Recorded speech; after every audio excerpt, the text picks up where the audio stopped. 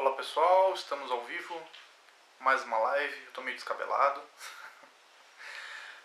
Ao vivo para os canais da Editora Teosófica, Facebook, Instagram.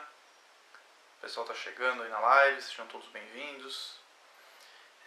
Então, vamos dar continuidade à obra O Caminho do Autoconhecimento, de autoria da Radha Burnier, publicado pela Editora Teosófica aqui no Brasil, língua portuguesa. Fizemos uma série de lives, essa, se eu não me engano, é a 10ª dessa sequência. Então, cada uma abordou um capítulo do livro e estamos finalizando. Semana que vem finalizaremos esse livro e iremos para o próximo, que eu ainda não decidi, ainda estou pensando, mas tem um palpite. Tem um palpite que no final desse vídeo eu vou comentar. O pessoal vai poder até votar aí durante a semana se vai ser esse livro ou não, que eu tô na dúvida, né? Tô na dúvida aí O Caminho do Autoconhecimento é uma obra muito fácil de seguir, né? Ela é pequenininha, tem capítulos curtos, os temas são fáceis de comentar. Então agora é um desafio, né? Encontrar um outro livro que não dificulte, né? Porque é ao vivo, então também não pode ser... Tem que ser uma obra curta, né? Uma obra muito longa não dá, né? Para você fazer essa dinâmica de comentários rápidos, vídeos de 20 minutos. Ó, o pessoal tá chegando aí, então sejam bem-vindos, o César, a Biba, Biba acho que é, o Vinícius Dixon, sejam todos bem-vindos aí nessa live. Então, estamos indo para o segundo capítulo, o penúltimo capítulo da obra O Caminho do Autoconhecimento. E o nome desse capítulo, ele é um pouquinho estranho. Na verdade, ele é bem estranho. Ele diz assim, o desejo de ser deve ser anulado. É a Alda. Seja bem-vinda, Alda. O desejo de ser deve ser anulado. O que será que a autora quer dizer com isso? Vamos investigar aqui, segundo os trechos, né, que eu sublinhei aqui para ler e comentar. Esse penúltimo capítulo, então, agora começa a aprofundar um pouquinho mais em temas da filosofia esotérica. O nome do programa é Teosofia ao Vivo, então a gente tem que entrar na parte, em algum momento, né, a gente tem que também entrar na parte mais robusta da filosofia esotérica, né, falar um pouquinho de questões metafísicas, questões de vida após a morte, né? Então, a Radha Burnier ela tem uma abordagem muito psicológica, né? Muito na linha do Jiddu Krishnamurti, muito na linha do Shriram, que era pai dela, mas aqui no final do livro, nesse penúltimo capítulo, então ela vai começar a falar sobre reencarnação. Quem não tem uma visão reencarnacionista da vida, talvez esse capítulo não faça nenhum sentido para a pessoa, mas o tema da reencarnação é um tema recorrente na literatura teosófica, no meio teosófico, no pensamento teosófico. Então, um programa com esse nome não tem como não abordar temas dessa natureza, né? Então ela já começa falando sobre isso, né? Ela diz assim, que a reencarnação tem sido ensinada como parte da filosofia de diversas religiões, devido à sua explicação para o sofrimento da vida e a justiça, ou injustiça dos acontecimentos.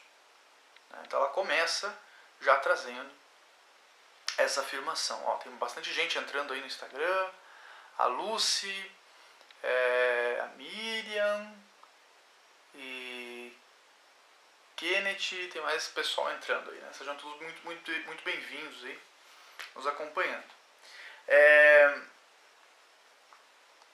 Então, assim, a Sociedade Teosófica, né, é uma instituição que preserva a liberdade de pensamento.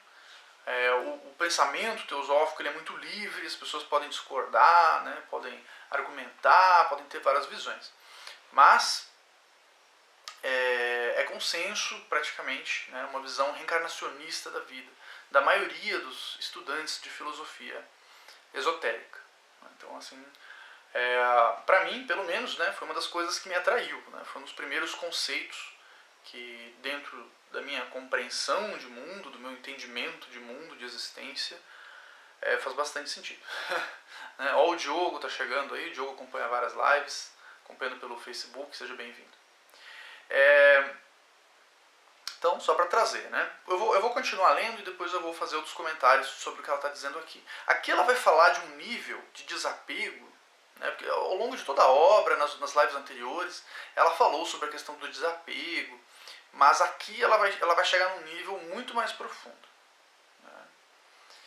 A crença na reencarnação, sem dúvida, ajuda aqueles que se desesperam, especialmente quando os dogmas religiosos insistem que, se não houver progresso segundo determinadas linhas durante uma só curta vida, haverá uma condenação eterna. Eu lembro que eu era muito jovem, eu devia ser... eu era uma criança comportada, mas eu devia ser meio chato porque eu era muito questionador. Acho que eu continuo sendo chato por ser muito questionador, né? Eu costumo dizer que eu questiono o próprio questionamento. Eu uso um questionamento em cima do outro. E eu lembro quando eu era muito novo, talvez 9, 10 anos de idade, eu perguntava para minha falecida avó, que era muito católica, né? Eu dizia assim, mas será que faz sentido? Eu dizia para ela, será que é justo uma pessoa, mesmo que ela tenha sido uma pessoa má, né, durante a vida, mas a eternidade, no castigo eterno, né? Eu dizia assim, será que é eterno? Não é muito tempo? Tipo, me parecia algo inconcebível, né? E foi um dos motivos que durante a adolescência, pré-adolescência, adolescência, eu fiquei meio agnóstico. Até hoje acho que me considero um pouco agnóstico, né? Tipo, sempre considerando hipóteses, né? Sempre analisando, investigando, nunca muito crente de algo e também não muito descrente, né? Não duvido de nada e não acredito cegamente em nada. Então sempre investigando, né? Sempre nessa busca por algo que faça mais sentido e que seja uma visão integral, né? de mundo. E eu lembro desse questionamento. Então até inclusive quando aos 17 anos, quando eu considero que foi o marco, né, de virada, quando eu resolvi, né, tomar uma decisão de me dedicar a esses assuntos, de investigar esses assuntos, o que faço há mais de 20 anos, né, então estou aqui, né, agora fazendo live sobre isso. Eu lembro que o tema da reencarnação foi um dos que foi um divisor de águas para mim, assim, né, ele foi isso para mim faz sentido. Então parece algo mais justo. Se é verdade ou não, descobriremos. Descobriremos quando chegar a hora, né? Mas, enfim. Eu vou continuar lendo aqui. Aqui ela comenta, né, que ela vai falar do desapego. O foco dela aqui não é a reencarnação, mas ela abre o capítulo falando disso. Então eu tinha que fazer comentários a respeito. Principalmente porque nas outras lives eu não toquei nesse tipo de assunto. Né? Foi tudo muito mais pro lado psicológico da vida e etc. Aí ela traz aqui que alguns sábios, alguns santos, né, como o Buda, que ela chama aqui o mais sábio entre os homens, né, o Buda Shakyamuni, o príncipe Siddhartha Gautama, ela diz assim, que ele nunca falou sobre a reencarnação, né, apesar de ele ter sido criado nas tradições da Índia que falam sobre esse assunto. Né. Aí ela responde a razão, né, de não ter dado esse enfoque no ensinamento dele. Embora a vida e a consciência possam se manifestar sucessivamente em diversos veículos, esse fato tem pouca importância para os que buscam seriamente se libertar da ignorância e do sofrimento. Eu não acho que esse fato tem pouca importância, mas discordando da Radha Burnier. Mas eu entendi o ponto dela. Né? O ponto dela é que depois ela vai deixar mais claro nos próximos parágrafos, que essa visão da reencarnação, se preocupar com isso, pode gerar um outro tipo de apego. Então ela vai falar nesse capítulo de um tipo de apego, eu diria até espiritual. Eu já comentei um pouquinho brevemente em outras lives, né? Então a questão da pessoa que se apega à própria ideia de iluminação, né? A iluminação que às vezes pode se tornar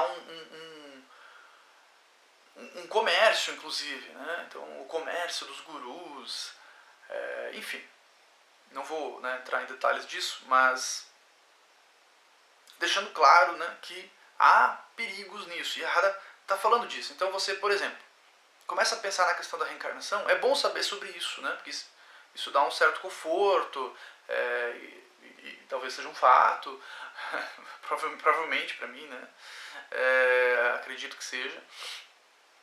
E também para a gente entender como é que funciona a natureza, para a gente entender, né, que o mundo é mais justo do que parece, etc. Porém, isso pode ser uma grande armadilha. Né? Veja na Índia, por exemplo, que as pessoas às vezes não, muitas vezes, né? A gente tem muitas culturas que inclusive foram muito criticadas pelo próprio Buda Shakyamuni, também foram criticadas por outros teosofistas, como o Jiddu Krishnamurti, por exemplo, criticou muito fortemente, né, a cultura indiana. Como o sistema de castas, que hoje oficialmente não existe mais, mas a gente sabe que ainda interfere, né? E também as pessoas às vezes deixam, né, de ajudar outras pessoas, dizendo é o karma da pessoa e etc. Então vejam como uma compreensão superficial desses assuntos pode nos levar a ações que não são legais, né? Nos afastam, né, da verdadeira libertação, que é isso que a Radha está falando. Né? Ela está falando de algo mais profundo do que simplesmente acreditar nisso ou acreditar naquilo. E também, depois ela vai comentar, né, que a pessoa pode ficar apegada a querer saber quem ela foi na vida anterior, a querer projetar quem ela vai ser na próxima vida. Aí a pessoa acha que foi príncipe, que foi princesa, né, e depois quer ser rico na próxima vida. Então, na verdade, isso são todas fugas da realidade. Né? Então, isso tudo não é essencial, né? Que é o que a Radha vai querer dizer, para a gente focar no que é essencial, no que é realmente importante. Então ela continua falando da libertação. Né? Essa libertação é a extinção do desejo do apego. O apego, a ideia de continuidade, sob quaisquer formas, como os outros tipos de apego, é um obstáculo à liberdade. Que profundo isso, né? O apego à ideia de continuidade, sobre quaisquer formas, mesmo, né? A questão de vida após a morte, etc. Como os outros tipos de apego, é um obstáculo à liberdade. Porque a questão da meditação, né? Da gente focar no momento presente, e porque é o único momento que existe. Né? O futuro é projeção da mente, passado é memória, é mente também. E a mente mente, descaradamente, continuamente. Já diria um ditado popular. Então tudo isso são projeções. Né? Tudo isso são projeções e são armadilhas às quais nossa mente fica aprisionada. Então mesmo um conhecimento espiritual ou pseudo-espiritual, ele pode ser uma grande armadilha. Né? Na verdade, geralmente se torna porque a gente não está preparado ainda para algumas coisas. Né? Bom, continuando. Vou pular umas partes aqui, né? Vou para onde eu marquei. A consciência tem dentro de si todos os poderes criativos que o homem pode desejar. Sua capacidade criativa floresce quando não está presa às coisas específicas através do apego. Tanto o apego às experiências passadas, como o apego ao presente, são limitações no tempo e no espaço. Então, assim, a Radha está falando de um tipo de desapego muito profundo, muito profundo. Né? Um desapego, inclusive, a essas questões de memória e a essas expectativas espirituais. Né? Por exemplo, eu já vi muita gente falando eu não estou pronto para isso agora, né? Mas daqui a algumas encarnações eu vou estar pronto. E a pessoa vai sempre adiando, né? Sendo que só existe o presente, o futuro nem existe. Né? E a pessoa está sempre adiando, costumo dizer, né, segundo o que a gente estuda na literatura teosófica, reencarnar não é tão simples assim, né? Demora pra caramba pra você reencarnar, até 1000, 2000 anos. Então aproveite enquanto você está aqui, porque a próxima a gente nem sabe como é que vai estar o mundo. né? Então, e essa coisa de jogar para frente, jogar para o futuro, ou pior, né? Ou aquela expectativa de vida após a morte, não que ela não exista, né? Mas aquela coisa de ficar esperando essa recompensa pós-morte e que impede que a gente viva o momento agora, presente, né? Enfim. A mente humana ignora o infinito e se apega a um conjunto insignificante de fatos conhecidos com os quais ela própria se identifica. Então, isso aqui ela já abordou em outras partes do livro, eu já comentei, que a nossa mente ela está sempre apegada ao que ela conhece, né? O desconhecido parece um grande fantasma, né? Um grande tabu aí que está sempre nos assombrando. Esses fatos e experiências com os quais aprende a se identificar são chamados por ela de meu conhecimento. Então vejam a questão da mente se apegando, né, ao próprio conhecimento. O apego a um conjunto de fatos conhecidos, sejam eles precedentes ao passado ou ao presente, limita o poder de conhecer a uma esfera muito pequena. Toda a informação possuída pelos mais eruditos dos cérebros ainda é insignificante perto do que a consciência é capaz de conhecer. Ficou confuso, né? Mas basicamente ela está dizendo o seguinte: não importa o quanto você saiba, ou o quanto você acha que você saiba, o quanto leitura você memorizou, o quanto conhecimento acumulou, tudo isso é muito pequeno comparado ao que a nossa consciência pode perceber da realidade.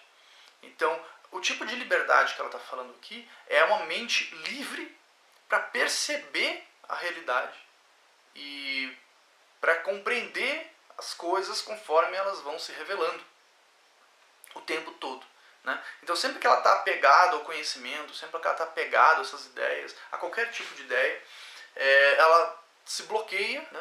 Ela não se permite de continuar aprendendo. Então, basicamente isso, né? Então, não existe uma mente livre se ela está presa a conceitos. Tem mais pessoal que entrou aí: Luiz, Gabriel, Wallace. Sejam bem-vindos aí. Que bom que estão acompanhando.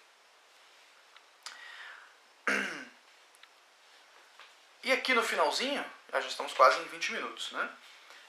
No finalzinho, ela vai falar sobre os adeptos, né? Os adeptos são, difícil explicar também numa live, mas é um assunto que quem for acompanhando eu vou falar mais a respeito nas próximas.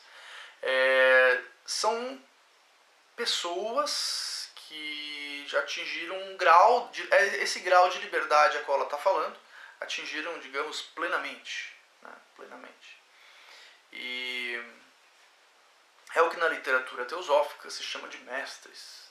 Então são pessoas vivas no mundo, mas que não estão presos às coisas que nós estamos presos, né? Dizem que essas pessoas existem e sempre existiram, né? Estão por aí. E Blavatsky foi instruída, né? Outros membros da sociedade teosófica foram instruídos, né? Por pessoas desse nível, né? Desse gabarito. Então ela fala assim que o adepto, né? Ou seja, esses seres, né? De alta, que no Oriente o pessoal conhece sobre eles, né? No Ocidente que é meio desconhecido, assim. Mas no Ocidente a gente pode relacionar ao catolicismo, tem a fraternidade dos santos. Então, imaginem, são homens santos. E mulheres também, né? O adepto, no sentido espiritual, é aquele que desenvolveu a perfeição, capacidades que todos os seres humanos possuem, numa escala germinal ou restrita. Esse é um dos pontos principais da literatura teosófica, que eu particularmente me identifico muito, que não existe favoritismos, né? Então, todos nós temos as mesmas capacidades e podemos chegar no patamar dos homens santos, por exemplo. Em algum momento. Talvez não nessa vida, enfim.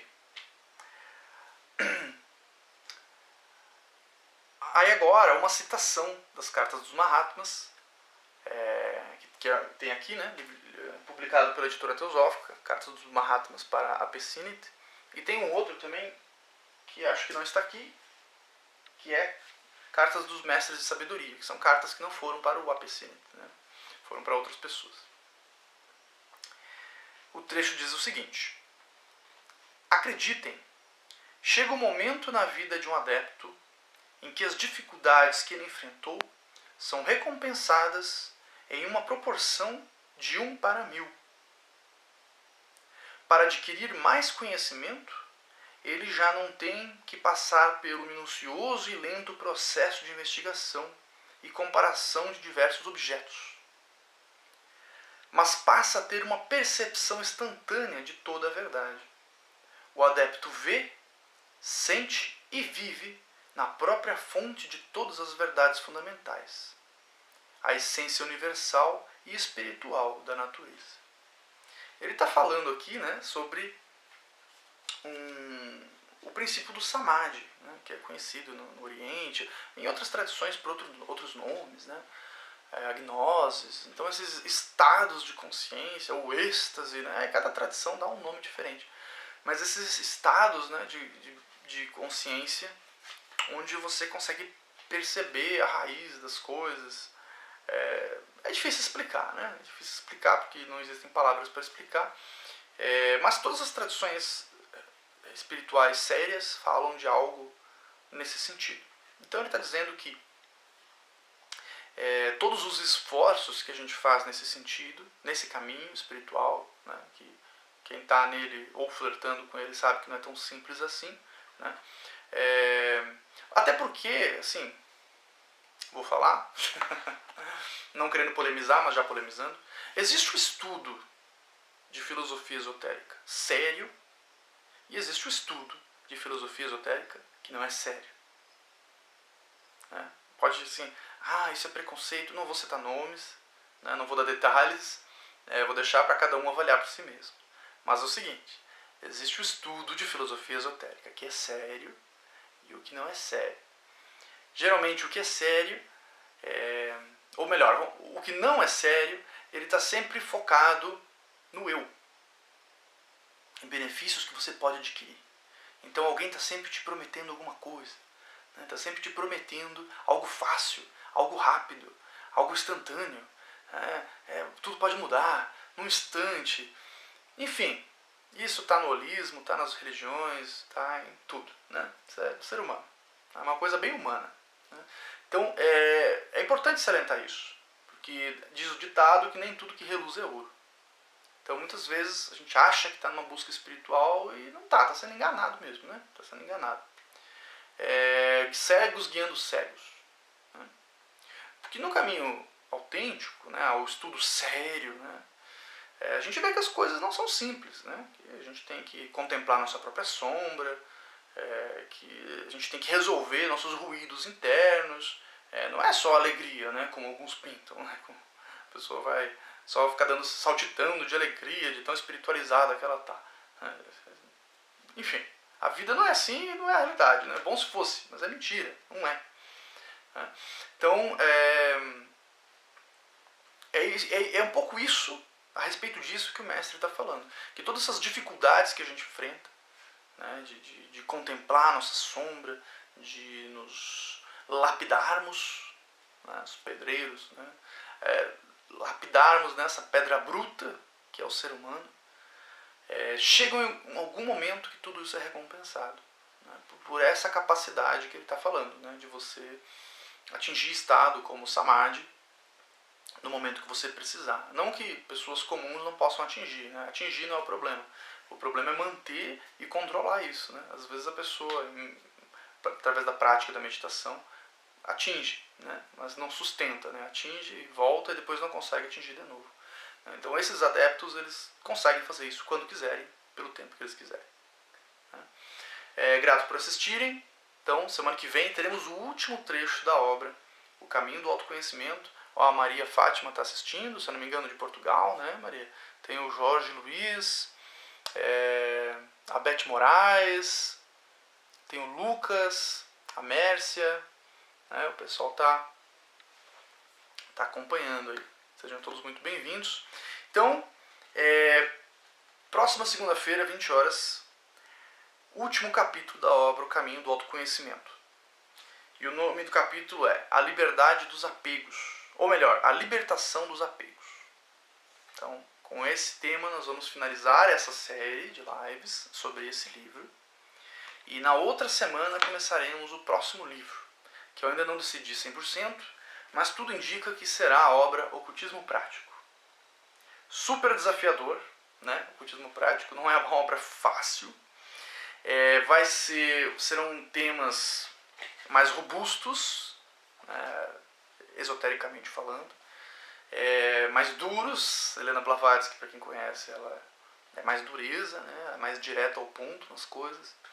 Mas também não tem muito como a gente ficar fazendo um programa de teosofia sem passar por Blavatsky, né? Blavatsky é a principal referência. Qualquer um que for pesquisar sobre teosofia aí no Google, provavelmente, né, a primeira pessoa que vai aparecer, primeiro nome que vai aparecer, vai ser Helena Blavatsky.